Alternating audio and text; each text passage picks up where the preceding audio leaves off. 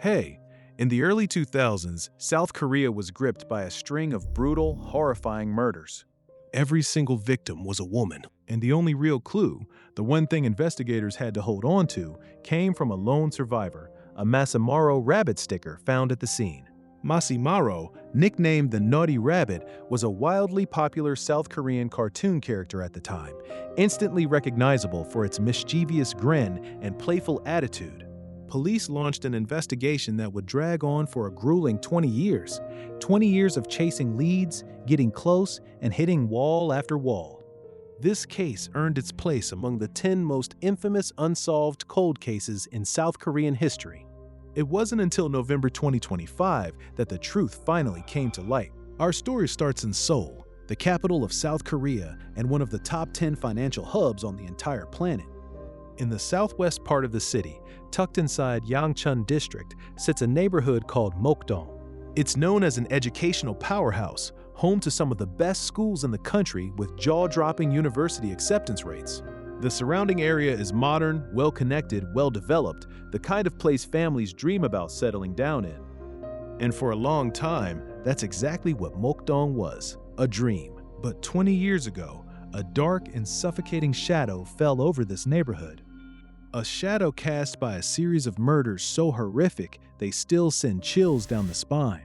So what really happened here, and who was responsible? Let's find out. June 7, 2005, a Tuesday, the first workday back after a long public holiday in South Korea, and everyone was just easing back into their normal routines. Life felt calm, quiet. Around 10 in the morning, a man named Mr. Hwang set out on his usual patrol through the Sinjeong-dong neighborhood. It was a tight, dense residential area, narrow alleys, houses packed closely together, most of them older, detached homes that had been carved up into multiple units for different families to rent. Because these older neighborhoods didn't always have centralized waste collection, residents had developed a habit of dumping trash in unofficial spots, beneath power lines, along school walls, anywhere that felt out of the way. And cleaning up those illegal dumps, that was Mr. Hwang's job.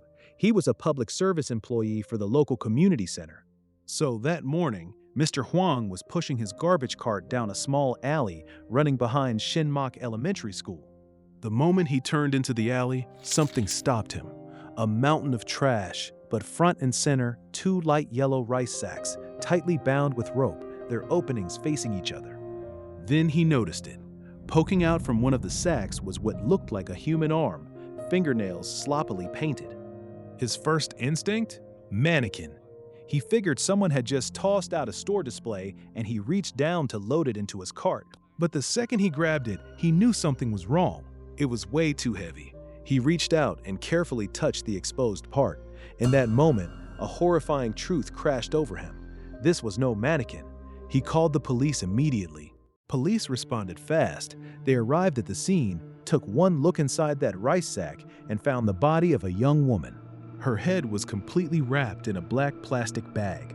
The forensic examination confirmed she had died from asphyxiation. She had been suffocated. The food still in her stomach hadn't fully digested yet, which allowed investigators to pinpoint the time of death at somewhere between 3 and 4 o'clock the previous afternoon. Her body showed multiple injuries, but despite everything they had to work with, police couldn't pull a single piece of the perpetrator's DNA from the scene. They quickly identified the victim as Ms. Yoon, an office worker who lived nearby with her family. Her family told police that on the morning of June 6th, they had all sat down for breakfast together like any normal day. By midday, Ms. Yoon started feeling sick, flu-like symptoms, and she headed to the hospital alone. She never came home. The alley where her body was found had 0 surveillance equipment, which made reconstructing her final movements an absolute nightmare. Police canvassed the surrounding area, interviewing residents, especially anyone who had been near that alley around the estimated time of the crime. Nobody had heard anything unusual. Nobody had seen anyone suspicious.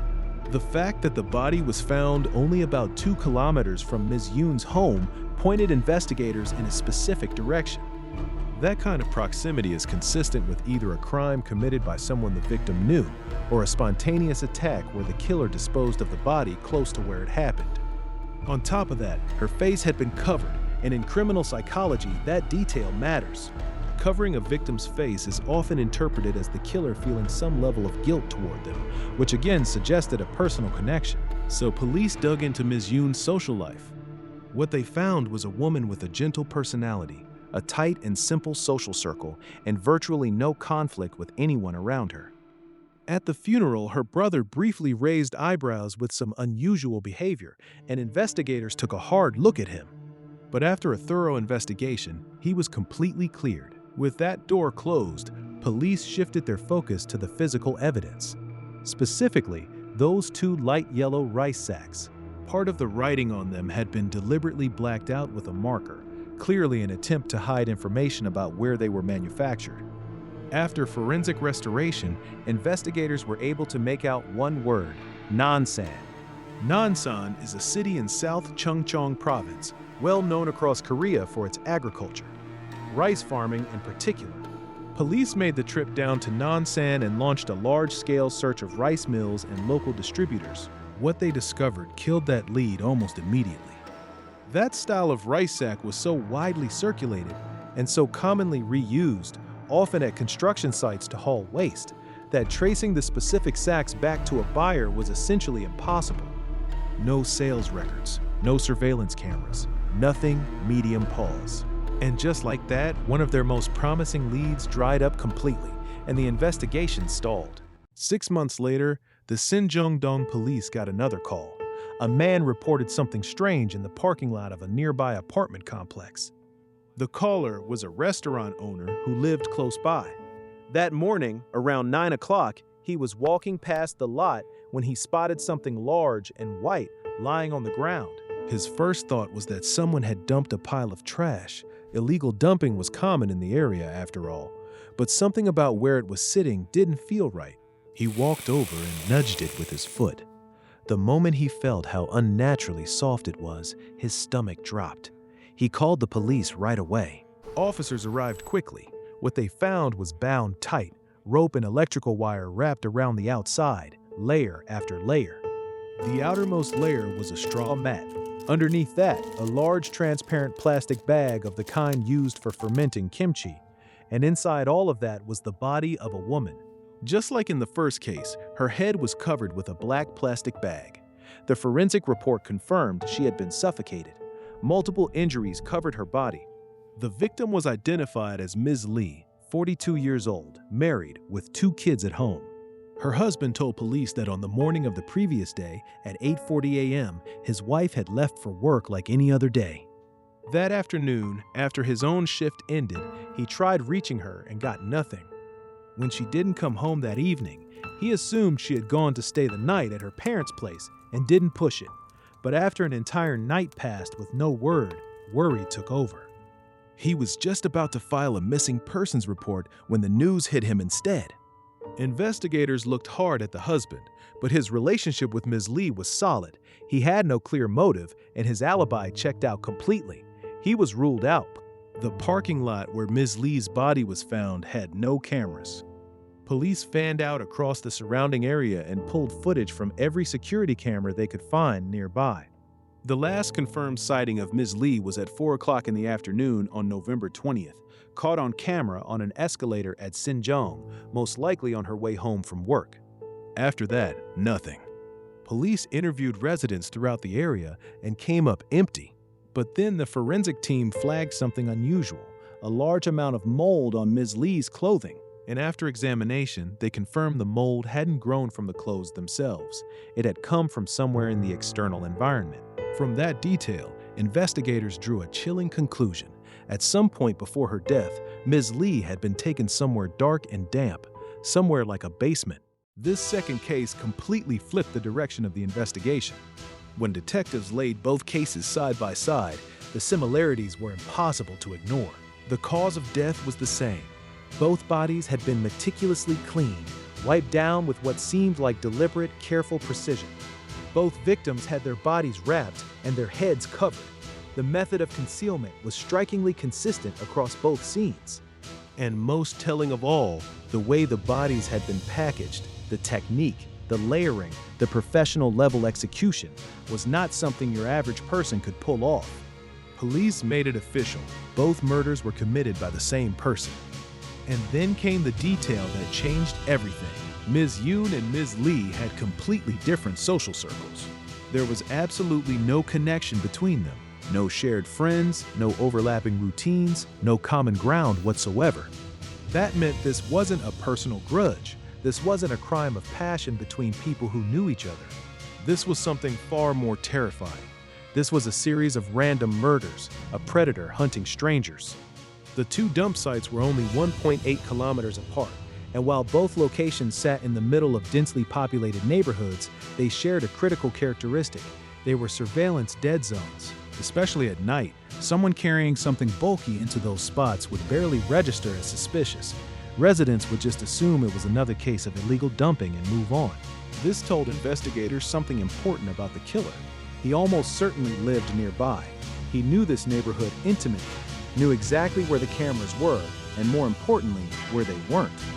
And the level of skill and how those bodies were packaged suggested he worked in a field that required professional knowledge of ropes and packaging.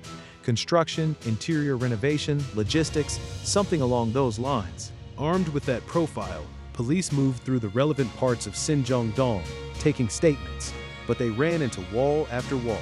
The surveillance infrastructure at the time was thin, and a large number of migrant workers in the area had never registered their temporary addresses. Trying to find one man in that environment was like trying to find a single needle buried somewhere in an enormous haystack. The investigation ground to a halt once again, and just when it felt like things couldn't get any harder, before they'd even come close to solving the first two murders, a third case dropped right in their laps. January 31st, 2006, a public holiday. A young woman named Miss Park had plans to meet her boyfriend at Mok-dong Station for a day of shopping. She hopped in a taxi to get there, but she was deep into a game on her phone the entire ride and completely zoned out on the route. By the time she looked up, she had already passed Mok-dong Station and ended up at Sinjeong Station instead, about 600 meters away. No big deal, she figured. She'd just walk back. So she got out and started heading down the street toward Mok-dong on foot. That's when a man suddenly shouted behind her, trying to call her back. She glanced over, didn't recognize him, and kept walking. But the man didn't stop. He picked up his pace, closed the distance fast, grabbed her, and pressed a weapon against her. He told her to stay quiet, to do exactly what he said, and to follow him. Miss Park froze. Terrified he would hurt her right there on the street, she complied, and he led her into a narrow alley. When Miss Park spotted two people walking toward them, she didn't hesitate. She screamed, loud enough that they stopped and came over to see what was going on. But the man didn't flinch. He stayed completely calm, looked at the passers-by, and said with total ease, "This is my girlfriend. She's drunk, that's why she's acting like this." And just like that, the two strangers believed him. They apologized for the interruption and walked away. With that, Miss Park's last chance at a public rescue evaporated. The man tightened his grip and kept moving, eventually forcing her into a semi-basement apartment. Now, if you've seen the Korean film Parasite, you already have a picture of what a semi-basement looks like. It's a very common type of housing in South Korea. Half the unit sits below street level, half sits above it, with small windows positioned so low to the ground that pedestrians walking by might only see them at ankle or knee height. It's modest housing, typically rented by people with lower incomes, and that's exactly where Miss Park found herself. The moment she stepped inside, she heard it, a television and a radio, both blaring at full volume. Then another voice called out from somewhere in the unit, "Are you here?" The man who'd grabbed her gave a simple reply. A few moments later, he said he needed to use the restroom and stepped away. Miss Park's eyes swept the room, and that's when she noticed it. The door to the semi-basement was only pulled shut, not locked. Her mind locked onto one single thought. She had to get out, right now. Instead of bolting straight out to the main road, she slipped up a side staircase to the second floor and pressed herself behind a shoe cabinet, holding her breath. Seconds later, she heard both men burst out of the semi-basement and take off running down the street, searching for her. She didn't move. She stayed completely still, barely breathing, praying they wouldn't double back. When the footsteps faded and the street went quiet, she finally moved, ran to a nearby elementary school, called her boyfriend, and got out. She had survived. When Ms. Park spoke to police, she told them something that immediately grabbed their attention. Inside that semi-basement, she had seen an unusually large amount of rope, far more than any normal household would ever need. The two men likely worked in some kind of profession that involved ropes regularly. That lined up directly with the suspect's profile from the first two cases. She also described the interior: bare concrete floors and walls, no tiling anywhere, a very bare-bones bathroom. That detail mattered because in both of the previous murder cases, forensic teams had recovered cement dust and concrete particles on the victim's clothing. And structurally, a semi-basement like that one would take on moisture during rainy season, with rainwater seeping in through the low windows, making the space damp and perfect for mold growth, which matched exactly the mold that had been found on Ms. Lee's clothes in the second case. Layer it all together. All three incidents happened on public holidays. All three took place within the Sinjeong-dong area, and the gap between each one was consistently around 6 months. Police were now certain the same person was behind all three cases. And Ms. Park, as the only person who had gotten away, became the most critical lead in the entire investigation. Based on Ms. Park's description, investigators built a picture of the man, around 5'9", lean but powerfully muscular, somewhere in his early 30s, and one feature that stood out above everything else: extremely thick, heavy eyebrows that almost looked like they'd been tattooed on. A composite sketch was drawn up and circulated, but in a city of millions, a sketch alone wasn't going to cut it. What investigators really needed was an address. If they could find that semi-basement, they could find their guy. The problem was, Ms. Park had been in a state of pure terror during the entire ordeal. She hadn't been tracking the route, hadn't clocked any landmarks, had no idea where she'd been taken. And afterward, the trauma didn't just fade, it settled in. She developed post-traumatic stress disorder, and with it, many of the finer details slipped away entirely. But she did give police one more thing to work with. While she was hiding behind that shoe cabinet, heart hammering, she took in everything she could see. The cabinet itself was old, paint beginning to peel at the edges. Sitting on top of it was a strangely shaped potted plant, the kind that didn't look store-bought, more like something a child had made by hand. And right next to the cabinet was a sticker of a famous rabbit. Now, this is where it gets complicated. At the time of the incident, Ms. Park described it only as a famous rabbit sticker. She didn't name a brand or a specific character. It wasn't until 10 years later, during a follow-up interview, that she identified it as a Masimaro Rabbit Sticker, and that gave the case its name, the Sinjeong-dong Masimaro Rabbit Sticker case. But police weren't entirely convinced her memory had held up perfectly over a decade. Masimaro imagery was absolutely everywhere in South Korea at that time, and it was entirely possible that outside exposure had shaped what she remembered. So during the search, investigators didn't restrict themselves to Masimaro specifically. They expanded the criteria to include any shoe cabinet displaying any kind of rabbit sticker. Based on Ms. Park's account of how long it had taken her to run from the semi-basement to the elementary school, police were able to draw a search radius of a few kilometers around the school. That sounds manageable, until you realize that within that radius sat thousands of households. The search was painstaking and deeply frustrating. And making it worse, investigators couldn't just knock down doors. Without a search warrant, they had no legal grounds to enter private homes. All they could do was observe from the outside, catching glimpses through doors or windows when residents happened to open them, hoping something inside would match Ms. Park's description. Desperate to find a smarter angle, police landed on one specific detail from Ms. Park's account. The television had been on when she was brought inside. In a semi-basement, TV reception without a cable connection was essentially impossible. The signal just couldn't reach that far below ground. So police contacted every cable TV provider operating in the Sinjeong-dong area and requested the full registration records for all semi-basement households in the coverage zone. It was a clever move, but reality had other plans. A huge portion of semi-basement residents were renters whose names didn't appear on any registration. And on top of that, a significant number of households were illegally tapping into cable signals without any subscription at all. The records were full of gaps, another promising lead swallowed up by the chaos of the neighborhood. And here's where things got truly strange.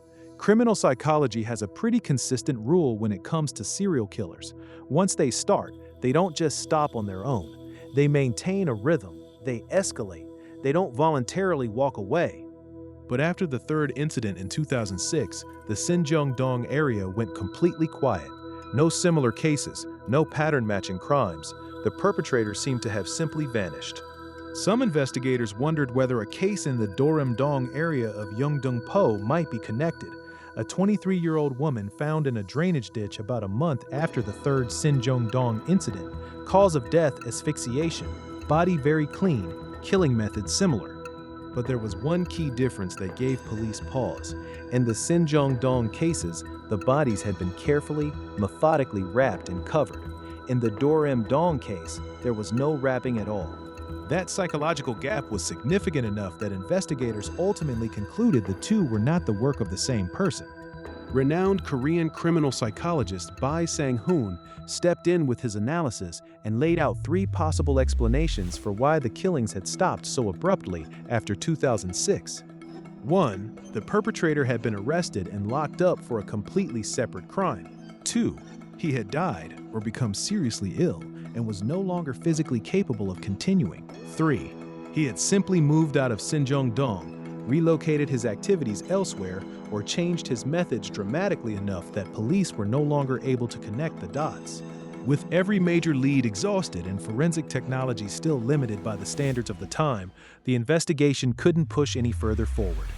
7 years after the first body was found, the case was officially classified as a cold case and shelved. Then came 2015, exactly 10 years after the first murder.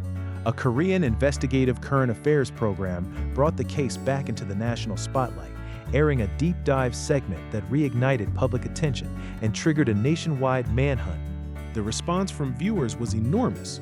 One commenter claimed that back around the time of the incident, he had worked part-time at a pizza shop in the area, regularly delivering to a 2-story house that had a shoe cabinet with a Masimaro Rabbit sticker on it.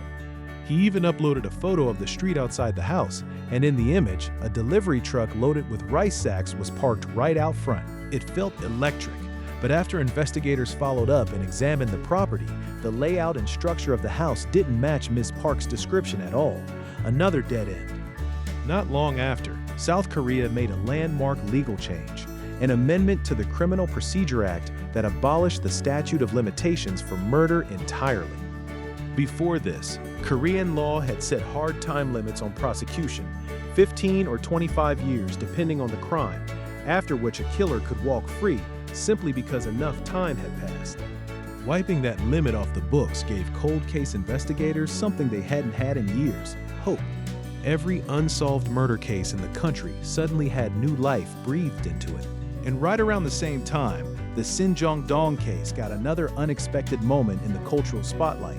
It was adapted into the hugely popular Korean television drama Signal, sparking a massive national conversation about justice, time, and the cases that never got solved. In 2016, 11 years after the first murder, the Seoul Metropolitan Police Agency made a decisive move. They assembled a dedicated special task force specifically to tackle cold cases. One of the first things they did was go back to the physical evidence from the original case and put it under a modern microscope. What they found was mixed DNA from multiple individuals. But the technology of the time still couldn't cleanly separate whose DNA belonged to whom, let alone definitively identify anyone. The trail went cold again. A few years later, the investigative program revisited the case once more, and this time, they dropped something that sent shockwaves through the public. They announced they had potentially located the owner of the house where Miss Park had been taken. A woman came forward and said that her property bore a striking resemblance to the one described on the program.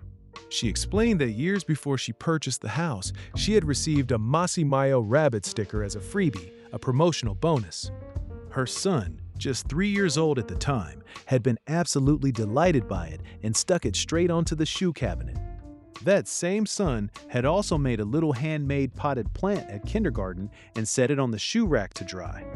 The details lined up almost perfectly, and then she revealed the part that made investigators lean forward. At the time of the incidents, the semi-basement unit of her home had been rented out to a man in his 30s who paid monthly. He worked somewhere in the Sinjeong-dong area. For a stretch of time, another man had lived there with him. By October 2006, 5 months after the third case, both men had moved out. The landlady remembered the timing with complete clarity because her second son happened to be born right around the same time they left. But despite how vivid her memory was, the trail had gone too cold. Too many years had passed, and police couldn't find enough to track down either man. Then, not long after, something genuinely remarkable happened. A new witness came forward, and investigators would later describe this as the most credible third-party testimony the case had seen in over a decade. A cable TV repairman had been watching the program and felt compelled to reach out. He said it had jogged a memory he hadn't thought about in years. Back when he was working in the Sinjeong-dong area, illegal cable signal tapping in semi-basement units had become a serious and widespread problem. The cable company regularly dispatched repairmen to track down unauthorized connections and cut them off. During one of those assignments, he had been sent to a house in Sinjeong-dong. He knocked. No answer from the semi-basement. So he headed upstairs to check the lines first. While he was up there, he noticed something on the shoe cabinet, a potted plant, and right next to it, a Masimaro Rabbit Sticker. When he finished his work and headed back downstairs, a man wearing a hat stepped out of the semi-basement and asked what he was doing there. The repairman explained, and the man led him inside. The second he walked through the door, he saw it, ropes and packaging materials piled across the floor. He did his job quickly, dismantled the illegal line, and turned to leave. That's when the man stopped him and asked if he could keep the discarded electrical wire. The repairman found that odd. Residents didn't usually want old wire scraps, so he said no. But the man's eyes went cold. He didn't back down, he just stared. Eventually, the repairman handed over the wire and got out of there. The repairman's account was remarkable. Every detail he described lined up perfectly with what Ms. Park had told police years earlier. And even more striking, some of what he described matched details that had never been made public. Things only the investigators and the real perpetrator would have known. It was compelling. But there was one snag. He only mentioned one man. Ms. Park had been clear that 2 people were living in that semi-basement. The production team figured he might simply have a gap in his memory, so they brought in a psychologist and put him under hypnosis. And under hypnosis, something clicked. He suddenly recalled that the man who had opened the door for him and the man who had asked for the electrical wire were not the same person. 2 different men, 2 residents. His memory, once unlocked, also sharpened on one specific detail about the man who'd asked for the wire. Thick, heavy eyebrows, and eyes that looked almost like they'd been lined with eyeliner. Experts suggested this could point to an eye condition or possibly the result of prolonged work in a specific kind of environment. With the repairman's newly sharpened recollection, the production team generated a new composite sketch of the wireman and broadcasted nationwide, pleading for anyone who recognized him to come forward. But even that produced nothing concrete. And then came another gut punch. The very house the repairman had visited was torn down as part of an urban redevelopment project. The physical location, potentially one of the most important pieces of evidence still standing, was gone. Just like that, another avenue of investigation collapsed into rubble. But the broadcast did shake something loose. A sharp-eyed police officer noticed something hiding in plain sight across both testimonies. Both Ms. Park and the cable repairman had independently confirmed that 2 men were living in that semi-basement. And here's why that matters. Co-offenders in this specific type of predatory assault are statistically extremely rare. That detail was unusual enough to be significant. And then, almost like a thread being pulled, something else surfaced. Just 2 years after the third incident, 2 men had been arrested for carrying out a joint assault in the Greater Seoul area. Their names were Park Gun-hong and Kim Sun-woo.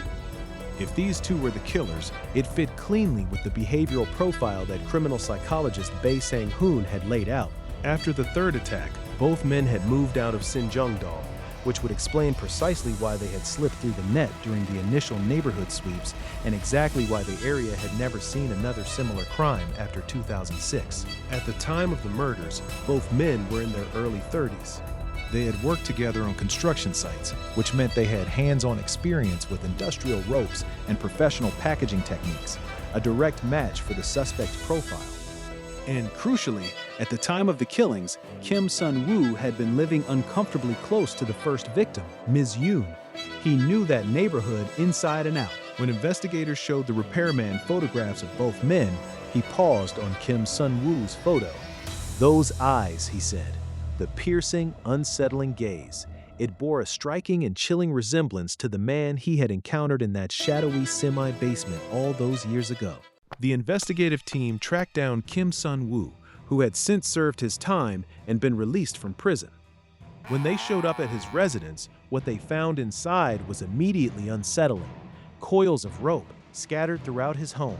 When they pressed him on it, he brushed it off casually, said he used them for work and sometimes as chew toys for his pets. During the interview, Kim was visibly on edge. He denied any connection to the Sinjeong-dong murders with everything he had, insisting that he hadn't even crossed paths with Park Geun-hong until 2007, which would make it impossible for the two of them to have teamed up for crimes committed before that. He also claimed he was simply too much of a coward to ever commit murder. And when investigators asked him point-blank whether he had ever lived in a semi-basement apartment, Kim almost scoffed. He said he wouldn't set foot in one even if it were completely free, making it clear he had a deep, personal aversion to that kind of living situation. And yet, his physical appearance matched the suspect profile almost point for point. His occupational background fit. Both men carried extensive criminal records. Every single thread of circumstantial evidence seemed to tighten around the two of them the more investigators looked. The internet caught wind of it and absolutely exploded. A massive wave of public speculation, with countless people utterly convinced they were staring at the faces of the Sinjeong-dong killers. Then, in a 2024 broadcast, the production team stoked the fire even further, teasing that police were closing in and that a resolution was imminent. Fast forward to November 21st, 2025, more than 20 grueling years after the first body was found in that alley behind Shinmak Elementary School, law enforcement finally made their announcement. They had conclusively identified the killer behind the two 2005 murders, and the revelation hit like a freight train because it shattered every single expectation anyone had built up over 2 decades of speculation. It wasn't Park Geun-hong. It wasn't Kim Sun-woo. The breakthrough came from going back to the very beginning, back to the original physical evidence, and re-examining it with 20 years' worth of advancement in forensic science. This time, investigators successfully extracted a complete male DNA profile. And more importantly, they were able to scientifically confirm what police had long suspected. Both 2005 murders were definitively the work of a single killer.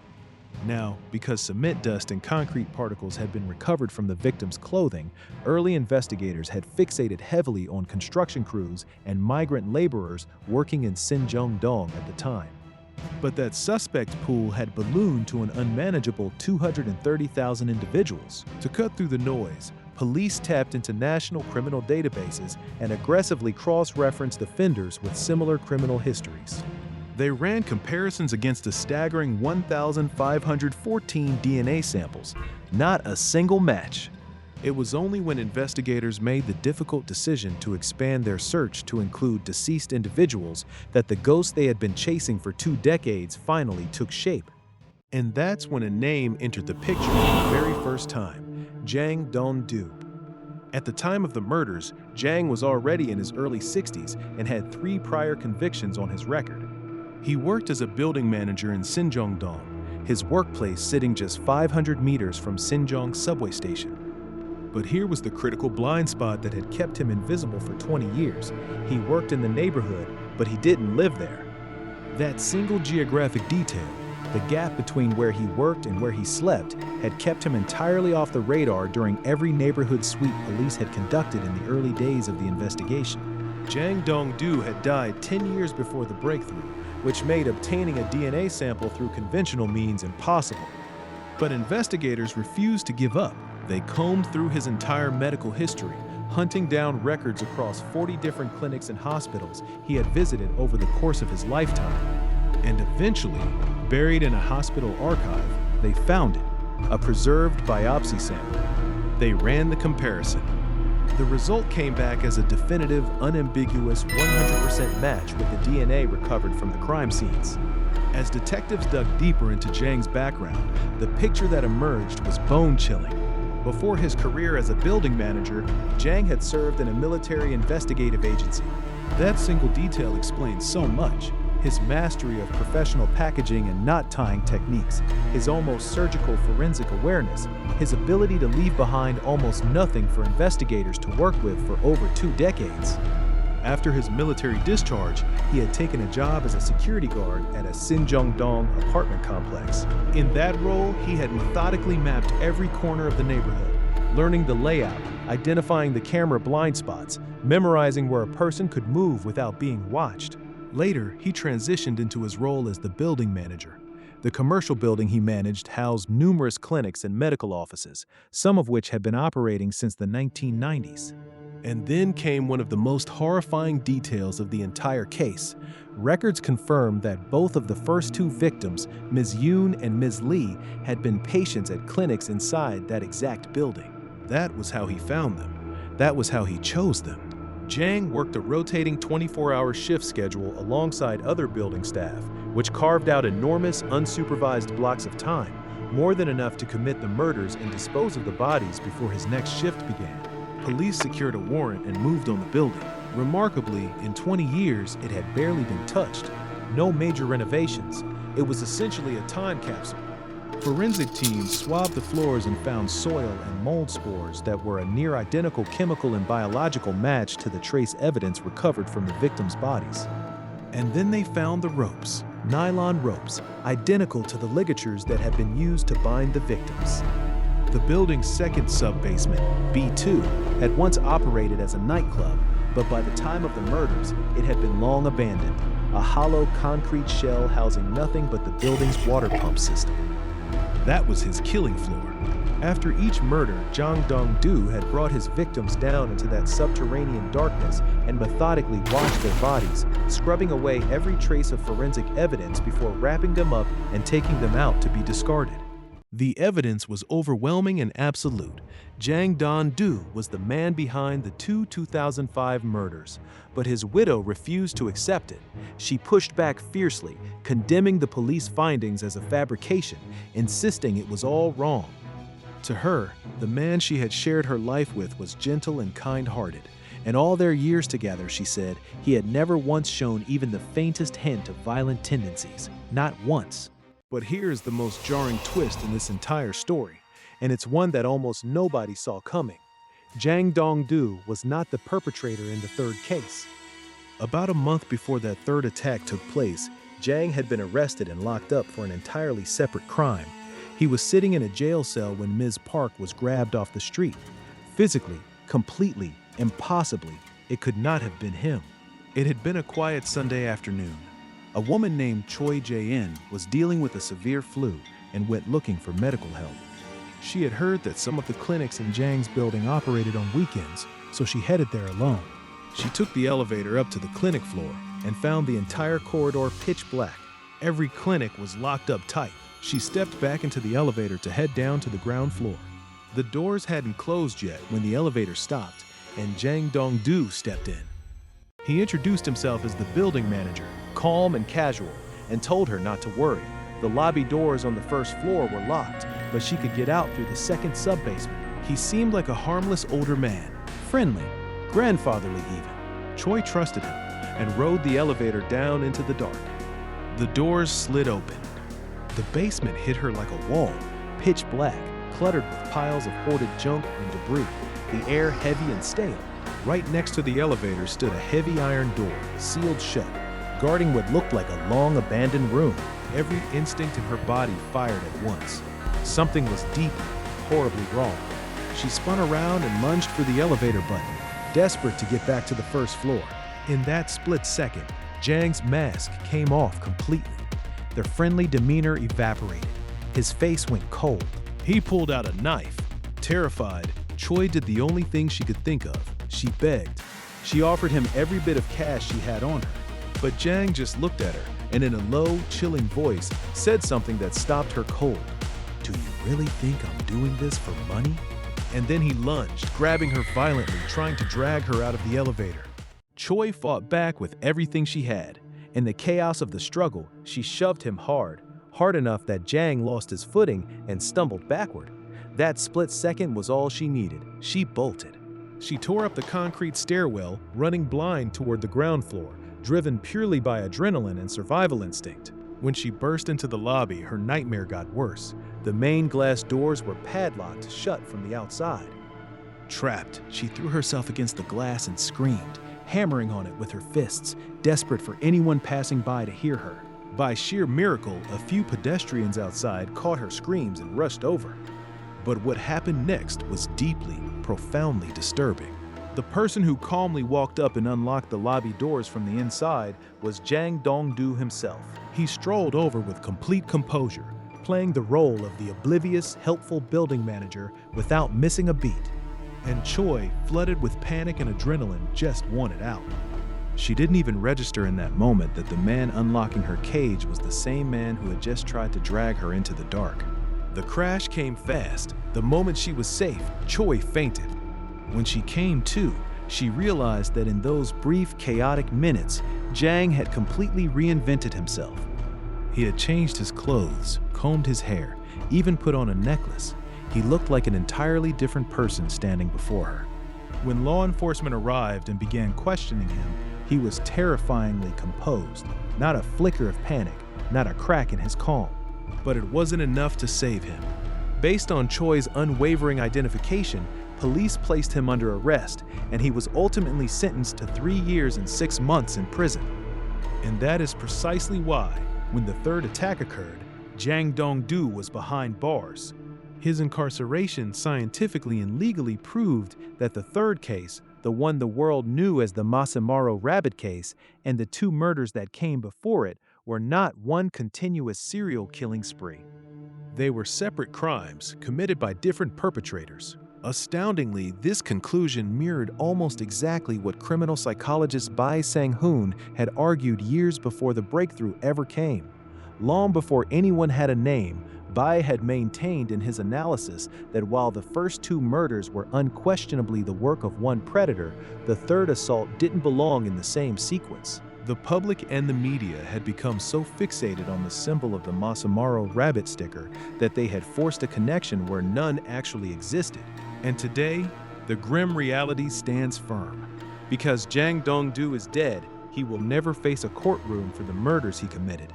And as for the third abduction, whoever was responsible for dragging Ms. Park into that semi-basement, the statute of limitations has officially expired. The law is legally required to close the books on it. Forever.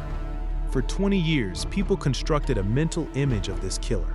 They imagined someone lurking in the shadows, calculating, brilliant, a psychopathic monster operating on a level above ordinary humanity. But when the curtain was finally pulled back, the truth dismantled every single one of those assumptions.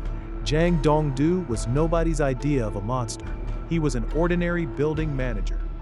The kind of invisible, unremarkable man you could pass on the street every single day without a second glance. In this long, exhausting war between justice and time, truth finally won. After 20 agonizing years, everything was brought into the light. Sometimes, closure doesn't arrive wrapped in remorse from the killer. Sometimes, it is simply born from the quiet, undeniable triumph of the truth. And just like that, after 20 long years lost in a fog of suspicion and dead ends, the curtain on the Sinjeong-dong serial murders was finally raised. But it didn't end the way anyone imagined it would. The man behind the first 2 killings, the one who hid unimaginable savagery beneath the disguise of an everyday building manager, was Jang Dong-do, an elderly man that nobody ever saw coming. And yet, the bitter pill that nobody can swallow is this, the infamous third case. The one forever branded by the smiling face of the Masimaro Rabbit was not his. Whoever haunted that damp semi-basement remains swallowed by the shadows of time, forever beyond the reach of the law. This story is a chilling reminder that sometimes the most horrifying truths are hiding in the plainest sight, lurking in the very corners we assume are safest. The road to justice can stretch into what feels like eternity, but faith and truth have a way of clawing their way into the light. That's all for today. We'll see you in the next one.